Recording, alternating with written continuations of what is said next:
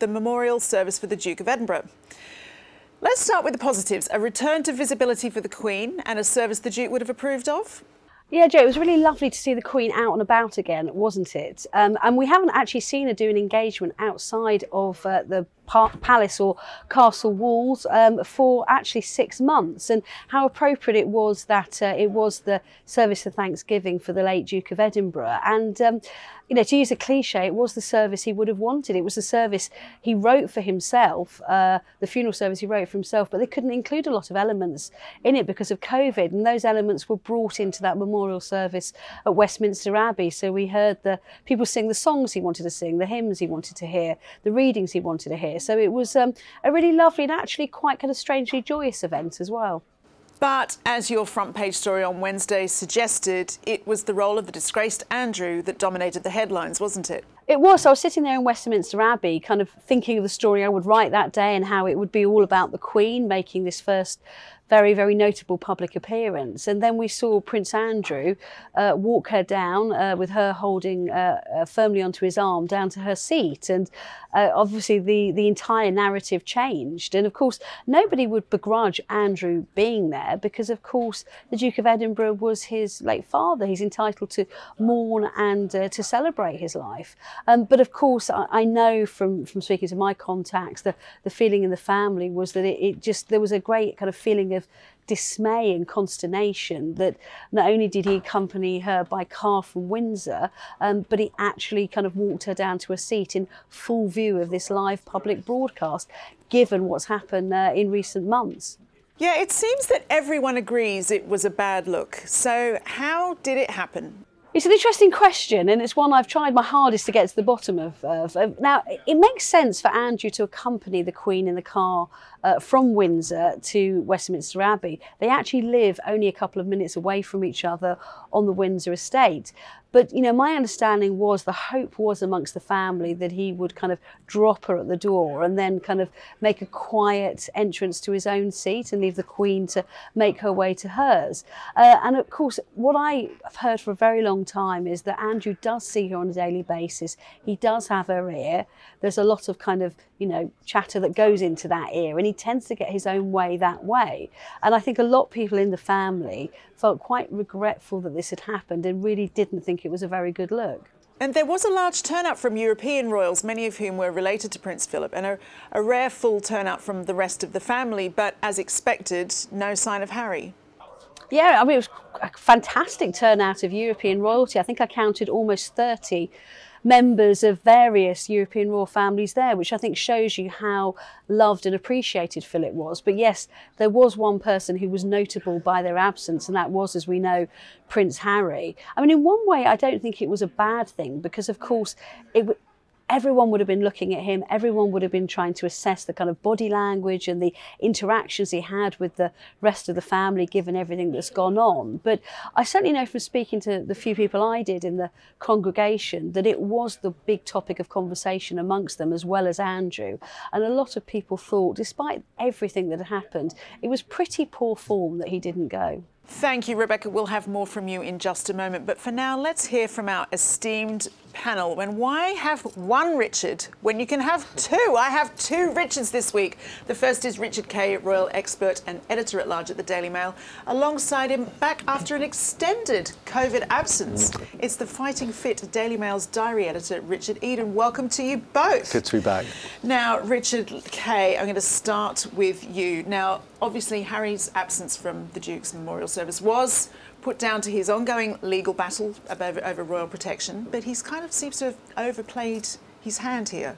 In part, I think it probably was to do with this allegation that he's not getting the protection he feels he deserves for his family. Interestingly, on the day of the service, Prince Philip's old detective, a man called Richard Griffin, who I've known over many years. Not another Richard. Yeah, another Richard. Yeah. And he went public and said that he thought it was pathetic that Harry was not at the service. The other issue I think it throws up is that it does illustrate just how deep the rift is between Harry and the family. And I think it's now reached a fairly critical phase. Now, it's interesting, isn't it, Richard Eaton? Obviously, there were a lot of European members of the royal family, extended royal family there. they felt safe enough to come to Britain, so it's a bit embarrassing, isn't it, for Harry? I mean, come on, despite all the criticism of Prince Andrew, let's hail the man's bravery. You know, well, let's get onto that bravery in a minute. He, like the other royals, was prepared to appear in dangerous London, you know, without any extra protection. I mean, really, it was a huge security event. You know, you had European royals there. The security planning's gone on for years. The idea that it's too dangerous for Harry or his family is patently absurd, and it just becomes embarrassing. Speaking of embarrassing, Richard Kay, there must be endless frustration that what has dominated talk from this memorial is Prince Andrew's role in the whole affair. Well, here I'm going to be slightly throw a slightly curved ball at this. Good. Because, you know, let's look at it from the Queen's point of view. This is a memorial service for her beloved Philip. Andrew was a much cherished and loved son. He had every right to be there. He should have been there, in fact, in my view. There's no question he shouldn't be there. The issue is whether he should have escorted his mother up and down the aisle. The optics didn't look good, I accept all that. But who else would have done it for her? Charles had his wife there. William had his wife and children. Prince Edward, who would be the third person in my view, had his wife and children. Andrew was effectively alone. His daughters were there, but they were there with their husbands. The Duchess of York, Fergie, was not invited to the service. Andrew was the spare man. Wasn't it entirely natural that the Queen should have him at her side? I would like him to have turned it down, even if his mother said, Andrew, would you please walk me down the aisle? For him to say, I'd be more than happy to, but I think it would look better if someone else did it. That would have been a gesture that would have helped the royal family and the monarchy, which is what they should be thinking of. Do you think that his role is being, you know, over-analysed in it, Richard? I think there is a danger of over-analysing this, because I think we must take it from the point of view of the Queen, the monarch. I suspect, in fact, I am told that the Prince of Wales was uncomfortable with the idea. He thought it wouldn't reflect well the coverage, and he proved to be correct. But on the other hand, he took the very pragmatic view that it was his mother's choice. She is monarch. She is still Queen. She can choose who she wants at her side. Might we also have been seeing a maternal gesture from the Queen, often criticised for her lack of maternal gestures over the years? Here she was, demonstrating that support for her son, who's been through absolute hell, okay, through his own mistakes and own misjudgments. But might this just have been a signal of support from her to him? I mean, Richard Eden, if royals like Charles and William aren't happy with this situation, and, you know, there was that discussion beforehand, it shows what can they do about it? They still sort of seem impotent in that way. This really isn't the end of it. It's genuinely difficult because we have obviously a series of big events to mark the Queen's Platinum Jubilee. There are reports today that Andrew would like to appear at other events and maybe would take a prominent role with his mother again. So do they step in to say, please, can you not do this? Or do they let the Queen decide? Is this a question of semantics, where Andrew gets to decide what's an official public event and what's a family event? Well, if that's the case, that's not right. It really shouldn't be up to Andrew to choose what's a national event, what's personal, what's public and what's private. It really has to be a royal family decision. And I agree with Richard. I mean, Prince Charles and Prince William can push their mother stroke grandmother only so far, but in the end it has to be the Queen's decision.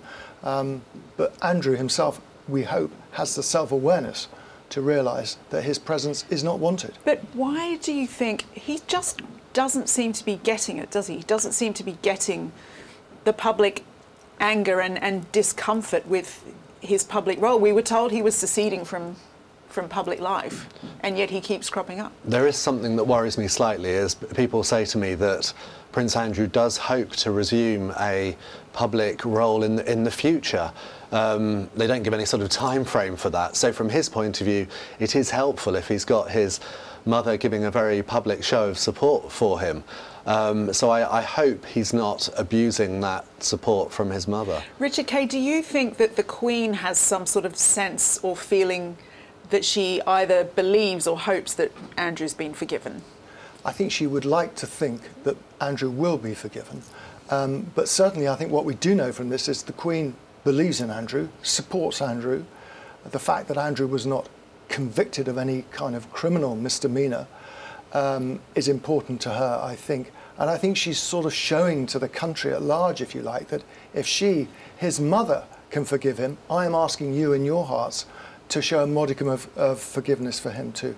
And speaking of the Queen, Richard Eden, just a quick word now. People must have been so happy to see her out and about again. I was genuinely thrilled when I saw some. I knew you would be. Yeah. When I saw reports that morning that the Queen would attend, I was really, it really lifted my spirits that day, because we haven't seen the Queen in public since last October. It was some event at Windsor Castle.